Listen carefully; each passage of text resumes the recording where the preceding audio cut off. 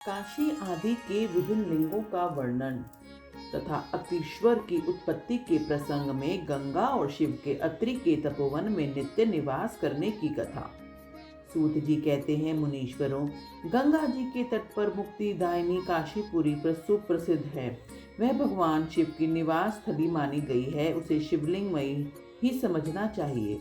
इतना कहकर सूत जी ने काशी के अविमुक्त कृतिवासेश्वर, तिलभांडेश्वर, दशाश्वमेध आदि और गंगा सागर आदि के संगमेश्वर, भूतेश्वर, नारीश्वर, वटुकेश्वर, पुरेश्वर, सिद्धिनाथेश्वर, दुरेश्वर, रिंगेश्वर, वैद्यनाथ, जपेश्वर, गोपेश्वर, रंगेश्वर, वामेश्वर, नागेश, कामेश, विमलेश्वर, प्रयाग के ब्रह्मेश्वर, सोमेश्वर, भारद्वाजेश्वर, शूलंटकेश्वर, माधवेश तथा अयोध्या के नागेश आदि अनेक प्रसिद्ध शिवलिंगों का वर्णन करके अत्रीश्वर की कथा के प्रसंग में यह बतलाया कि अत्रि पत्नी अनसुया पर कृपा करके गंगा जी वहां पधारी। अनसुया ने गंगा जी से सदा वहां निवास करने के लिए प्रार्थना की। तब गंगा जी ने कहा, अनसुये, यदि तुम 1 वर्ष तक की हुई शंकर जी की पूजा और पति सेवा का फल मुझे दे दो तो मैं देवताओं का उपकार करने के लिए यहाँ सदा ही स्थित रहूंगी। पतिव्रता का दर्शन करके मेरे मन को जैसी प्रसन्नता होती है वैसी दूसरी उपायों से नहीं होती। सती अनसुये, यह मैंने तुमसे सच्ची बात कही है। पतिव्रता स्त्री का दर्शन करने से मेरे पापों का नाश हो जाता है और मैं विशेष शुद्ध हो जाती हूँ, क्योंकि पतिव्रता नारी पार्वती के समान पवित्र होती है।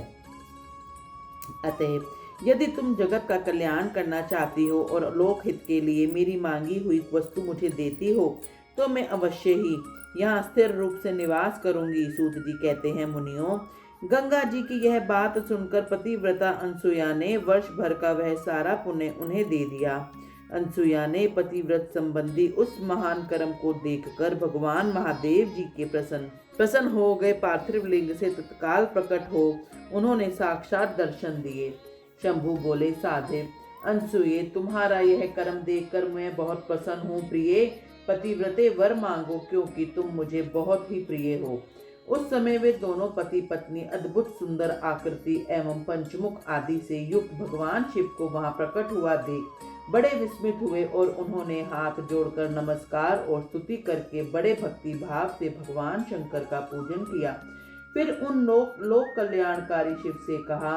ब्राह्मण दंपत्ति बोले, देवेश्वर, यदि आप प्रसन्न हैं और जगदम्बा गंगा भी प्रसन्न हैं तो ये आप इस तपोवन में निवास कीजिए और समस्त लोगों के लिए सुखदायक हो जाइए। तब गंगा और शिव दोनों ही प्रसन्न हो उस स्थान पर जहाँ वे ऋषि शिरोमणि रहते थे प्रतिष्ठित हो गए। इन्हीं शिव का नाम वहां अत्रीश्वर हुआ।